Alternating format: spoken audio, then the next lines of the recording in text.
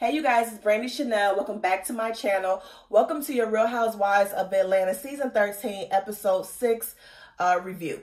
Okay, you guys, so this episode was cute or whatever. It was okay. Wasn't a whole lot going on, but it definitely gave us some shit to talk about. So without further ado, let's just go ahead and get into it, honey. So Cynthia and Mike are discussing the wedding. I'm so over this wedding because we already know what happened. So it's like I'm over it at this point. So Cynthia did not expect. Let me tell y'all, Cynthia invited 250 people. She did not expect for all 250 people to show up due to the pandemic, due to a whole lot of people, coming from out of town. And, people are still a little funny about traveling on the plane or whatever. So she didn't expect everyone to come. So they're up to 167 guests at this point. And I'm just like, Cynthia, like, if you didn't expect for 250 people to come, maybe you should have invited 250. I don't know. I'm just saying. Mike wants to invite Dennis. And I think that he should. I don't think that if Dennis and Portia are in a good place, I feel like Mike, he should be able to come to the damn wedding. And, him and Portia ain't got to talk to each other. I don't know why this is a conversation anyway. I really don't know what's the big deal. Cynthia wants to invite her dad. She has not talked to her dad since her mom's PSA. She did a PSA for Kenya, and she revealed that she was abused by Cynthia's dad or what have you. And Cynthia has not talked to her dad since then.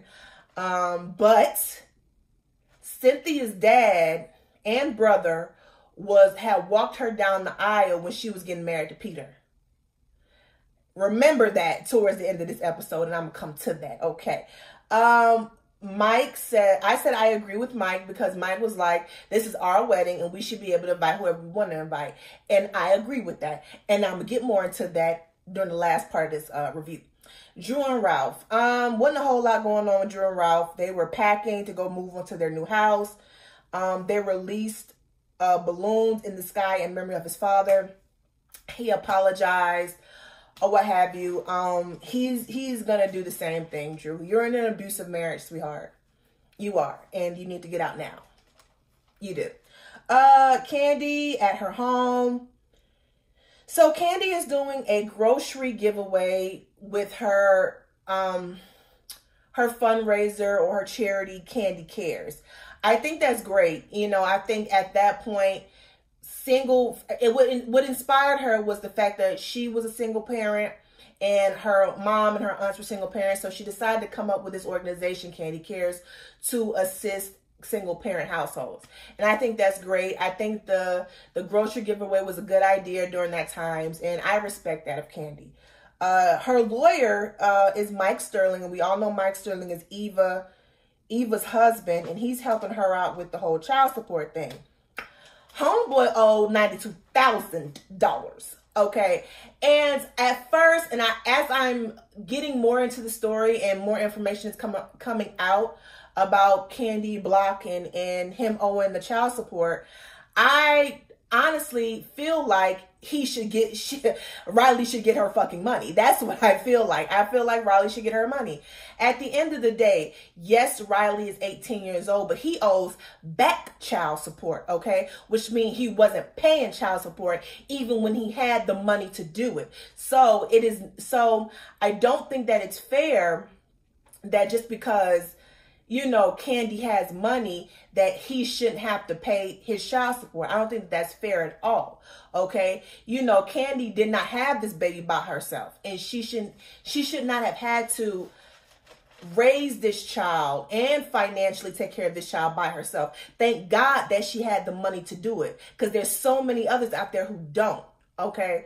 So, I definitely agree that he should pay his money. And the fact that she's not receiving the money that is actually going to Riley, she is child support. Riley is the child, okay? So regardless of if she's 18 or not, she's going to NYU and she's going to need that money, okay? So I don't think that it's fair, especially since Candy has 2 other little children that has to grow up and go to college. And Block has other kids that he's been taking care of financially, otherwise, that we know of. So it's not fair to Riley. So I totally get where Candy was coming from. I don't know who this hairstylist or makeup artist was that was getting in Candy's business and telling her, you know, the judge gonna be like denied.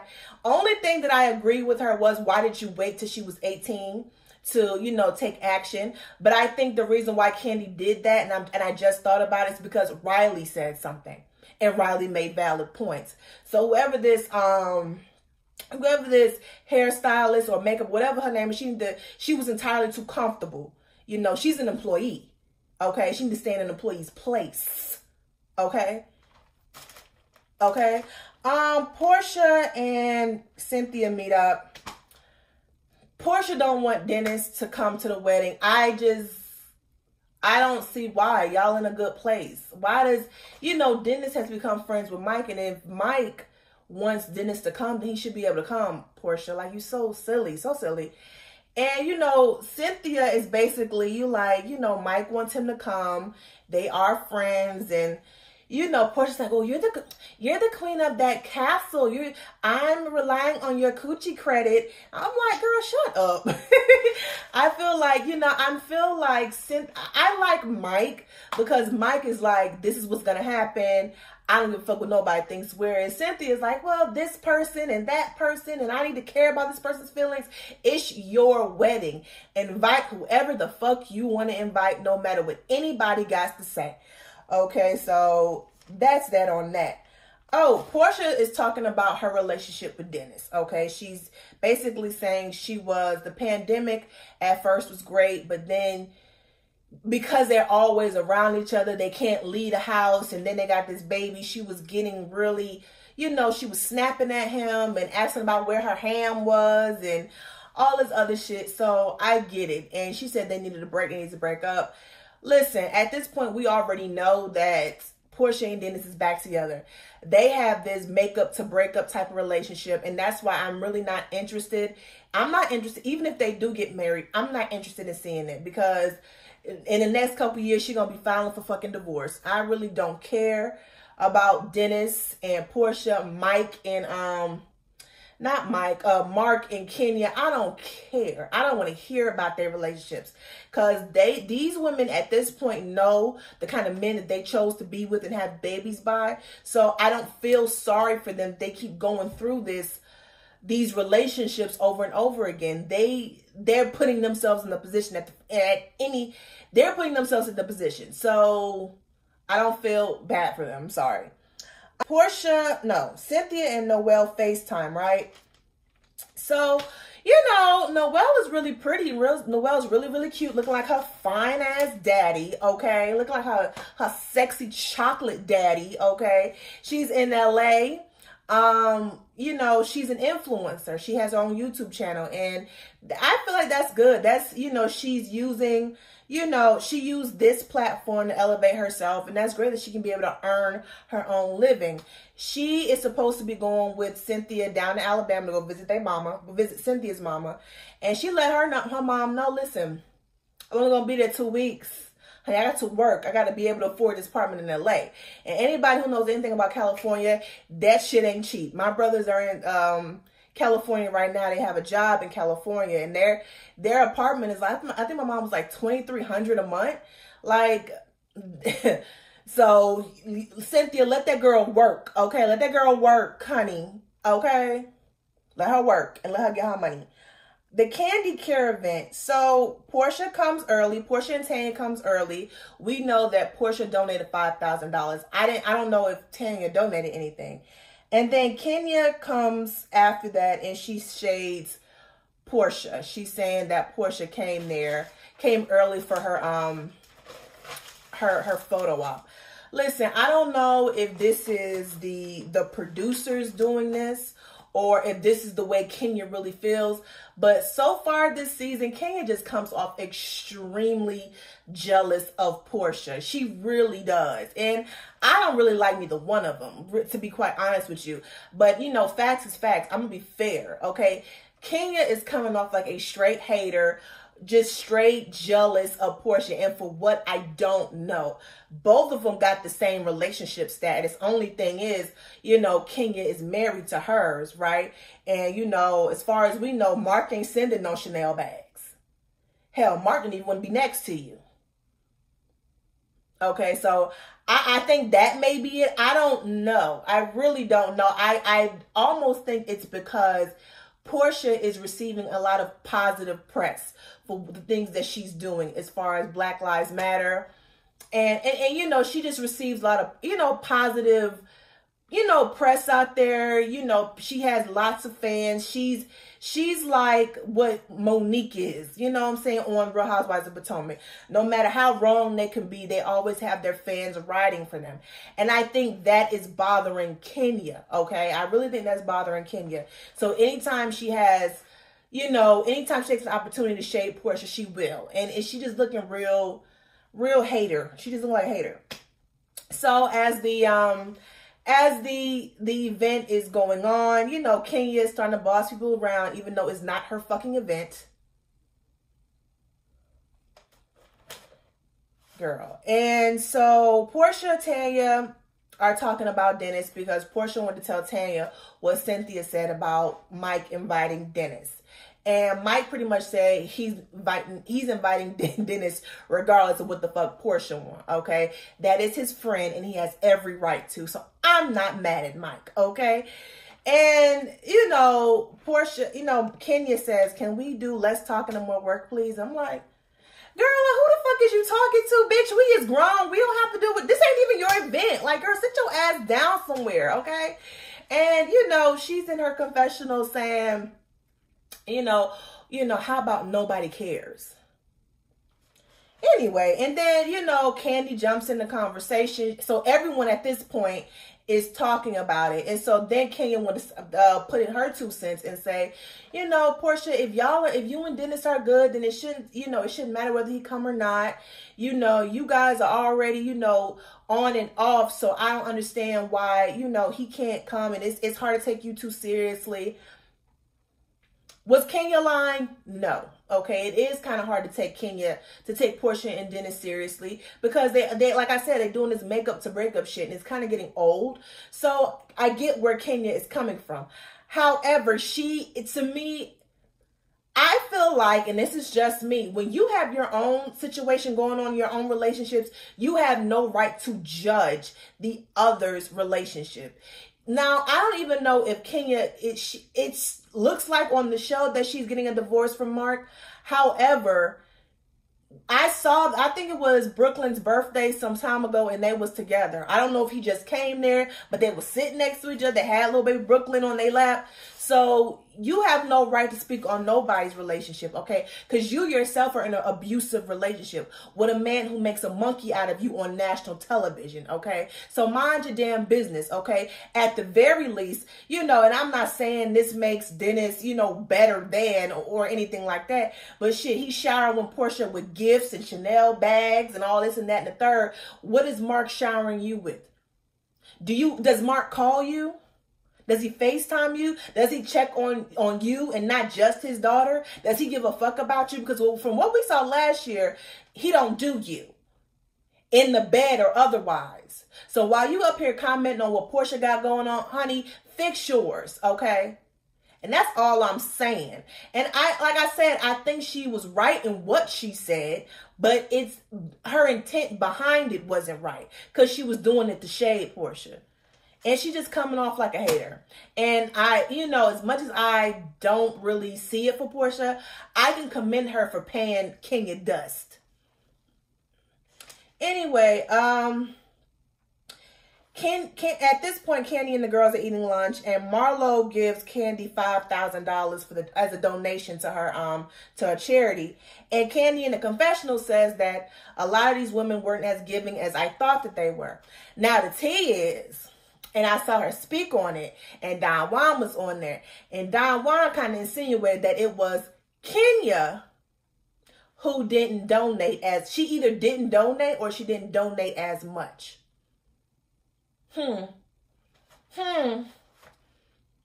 Why you over there talking shit? You need that. Candy is your friend. Why didn't you donate to her? You talk so much shit about Nene not donating to the Detroit school system or whatever the case may be. How much did you donate, sweetheart?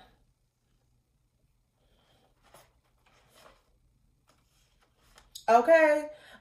This scene was very weird because it seems like everyone was talking and having a conversation and Kenya wasn't a part of it. So we had Drew call. And Drew is quarantining because she just came back. Her and her husband just came back from burying his father. So they're quarantining, right? So she couldn't be there with the girls, but she did donate. And Kenya makes a remark about, Cynthia and these strays, or referring to this woman as an animal, because we got stray cats and we got stray dogs. So that's what she basically is referring to Drew as. I'm like, how you already shading this woman and you don't even know her? You just met her. She's like the sweetest person ever. So why are you already shading her? I mean, let the truth really be told. The stray is LaDame Latoya. That's the real fucking stray. Because at the end of the day, Drew really got the real storyline. If you really want to, go into it or get into it, Drew is the only one on the show with a real storyline. At least one that I'm interested in. Because she's new and she's young and she has a real career, unlike Kenya. Okay, so please stop referring to this woman as a stray. Kenya brings up going on a trip, and the only place that these women can come up with was Charleston, South Carolina. And some shit's about to go down in South Carolina. So on Candy's speak on it, she says that the episodes take off from here. What we've been seeing is the appetizer. We really finna get to the meat and potatoes when these women get to South Carolina. I cannot wait because Real Housewives of Atlanta has been a big snooze fest, okay? I'm ready for Drew to get in somebody's ass. Because I see on the preview, she told some bitch, I'm from Chicago. Don't fuck with me. So I'm ready for all of that because it's really been boring, these last 6 episodes or what have you. So now we have Cynthia and Noelle going to visit their granny, and her granny, or Cynthia's mom. And they're in the car taking selfies. It was real cute or whatever. They're both beautiful women. So they get there. Mal is already there. She done ate pork chops and yams. And Cynthia like, what the hell's my food or whatever. That food look good. She from the South when she got, some other pork chops and onions, honey, and yams, honey. Okay, that food looked real good. So this conversation, it irritated my spirit and my soul. Like it irked my nerves, period. Okay. So Cynthia tells her mom that she wants to invite her dad, and she asks, her mom what she thinks. And her mom was like, I'll just put my mask over my face. And Cynthia's mom gives me Evelyn Braxton vibes. Like, you are so bitter and upset with your ex-husband and you're projecting that to your children, okay? And I really feel like, to me, it was, for Cynthia to make that her issue it just was so immature to me, okay? And I like the fact that Mal was like, I still have a relationship with my dad, you know what I'm saying? And, Cynthia's mom was upset because Cynthia did a post on Father's Day explaining, pretty much, saying, thank you for bringing me into this world and all the good memories. And her mom was like, he didn't bring you into this world. I did. And, Mal was like, it takes 2 to make a baby. And so regardless, yes, you pushed me out, but he inserted into you in order to create this fetus, this baby. So let's not act like you just create this baby on your own, okay? And regardless of the fact, Cynthia's relationship with her father is separate than the relationship that her mom had with their father, okay? And the fact that Cynthia feels guilty about it is a problem. It's a big problem. First of all, she didn't ask to come into this world, okay? She didn't ask you to choose that man to create children with and to marry. She didn't ask for that. You made that decision. Now, because he did you wrong and you upset, you want these kids, you want your daughters to say F they daddy. And I think that's really crazy, especially since, like I said earlier, the dad was at the wedding when she got married to Peter. So what did you do then? You was there too. So you can just pay him dust when she gets married to Mike. All you have to do is pay him dust. You don't even have to act like he's there. And I don't understand why Cynthia cares so much about, you know, what her mom wants to consider her mom's feelings and inviting her dad to her wedding when her mom didn't consider her feelings when her and Mal was trying to hide that marriage certificate the first time when she was getting married to Peter.